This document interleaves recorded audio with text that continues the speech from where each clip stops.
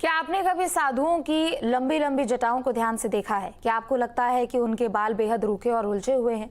जाहिर है कि संत उनका ख्याल नहीं रख पाते होंगे, लेकिन किन्नर अखाड़े से जुड़ी एक किन्नर ने ब्रैडली ड्रेडलॉक सैलून खोला है और इसके जरिए वो साधु संतों की जटाओं को सजाने और संवारने का काम करती है। रिपोर्ट देखिए।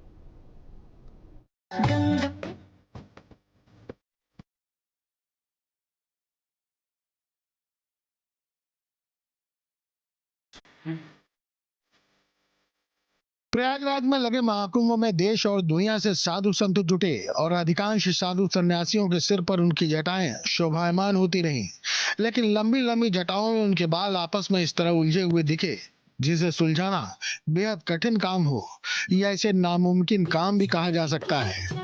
प्राचीन ग्रंथों और शास्त्रों में लंबी जटाओं के रखने का उल्लेख मिलता है, जिसे आध्यात्मिक ऊर्जा और तपस्या का प्रतीक माना जाता है। कहते हैं कि इसमें ब्रह्मांडीय ऊर्जा का प्रवाह होता है। शिव भक्तों के लिए भगवान शिव की जटाजूट यानी लंबी जटाओं का अनुसरण करना धार्मिक आस्था की ओर इशारा करता है। शिव की तरह साधु भी अपने बालों को जटाओं में रखते हैं। इन जटाओं को साफ करने के लिए साधु संत शैम्पू या साबुन का इस्तेमाल नहीं करते, बल्कि बालों में भभूत रगड़ते हैं।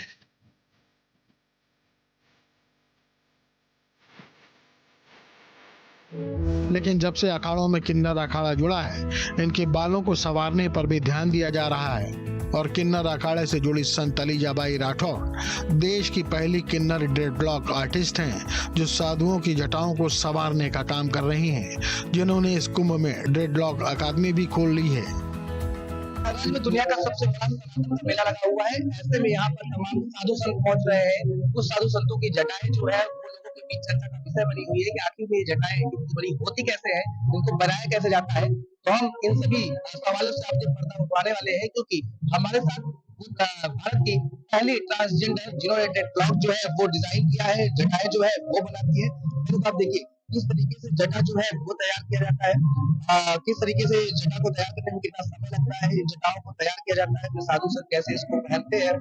क्योंकि जब बात करें तो सनातन धर्म में जटा जो है वो अपने आप एक खास अहम रखती है। भगवान शंकर की जटा को लेकर के भगवान शंकर से जोड़ा जाता है और साधु संतों की पहचान भी इस जटा होती है। हमारे साथ एलिजाबाई जी है, जिन्होंने सबसे पहले भारत में इसकी शुरुआत की है और इसको डिजाइन करती है। और इनके पास साधु संत जो है तमाम लोग जो जटा लगवाना चाहते हैं वो भी आते हैं। फिर कैसे डिजाइन होती है, क्योंकि लोगों को सवाल उठता है कि जटा इतनी बड़ी बड़ी कैसे होती है, किसी 7 फीट की, किसी 8 फीट की, कैसे बनती है। देखो कैसा है, काफी जो साधु संत है जो तपस्या करके अपनी जटा बढ़वाते हैं, बढ़ते हैं, उनके महादेव की कृपा रहती है। उनको भी कहीं ना कहीं एक आर्टिस्ट की जरूरत है जो उनके जटाओं को प्रॉपर मेंटेन करे, क्योंकि काफी सारे साधु संत जो रहते हैं जिनकी जटाएं आपस में उलझ जाती है, तो उसको सेपरेट करना, नीट एंड क्लीन करना वो हमारा काम है, उसको बोला जाता है ड्रेडलॉक आर्टिस्ट। जौनपुर की मूल निवासी एलिजा की पैदाइश मुंबई में हुई थी। कंप्यूटर सॉफ्टवेयर में उच्च शिक्षा लेकर एलिजा ने एक मल्टीनेशनल कंपनी में लाखों की सैलरी पर काम भी किया, लेकिन थर्ड जेंडर होने के कारण उन्हें भेदभाव का सामना करना पड़ा। एलिजा नौकरी छोड़ उज्जैन चली आई।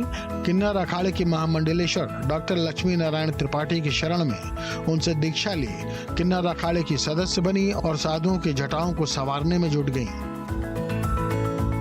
इंदौर में अकादमी की स्थापना करने के बाद प्रयागराज कुंभ में उन्होंने ड्रेडली ड्रेडलॉक सैलून खोला, जहां जटाओं को संवारने का काम किया जाता है।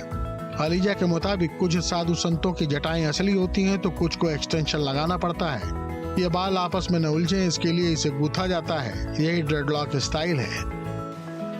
ये जो इतनी बड़ी साधु को जटाएं देखने को मिलती है, तो क्या उनकी रियल में होती है या इस तरह के ही सारे लोग? देखो साधु संतों में तो मेजोरिटी में बोलना चाहूंगी कि ओरिजिनल जटा भी होती है और कहीं जो है एक्सटेंशन का हेम भी लेते हैं, तो वो उस हिसाब से जो रहता है।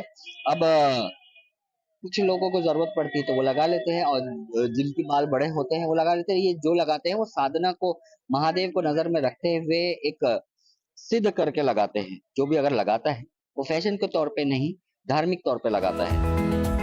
अलीजा मानती है कि किन्नरों की शारीरिक बनावट तो ईश्वर की देन है, उसमें भेदभाव क्यों किया जाए। अलीजा का जीवन उन सभी लोगों के लिए प्रेरणा है जो समाज में समानता और सम्मान की लड़ाई लड़ रहे हैं। वो अपनी अकादमी को देश के हर हिस्से में स्थापित करना चाहती हैं, ताकि किन्नर समुदाय को सकारात्मक पहचान मिल सके।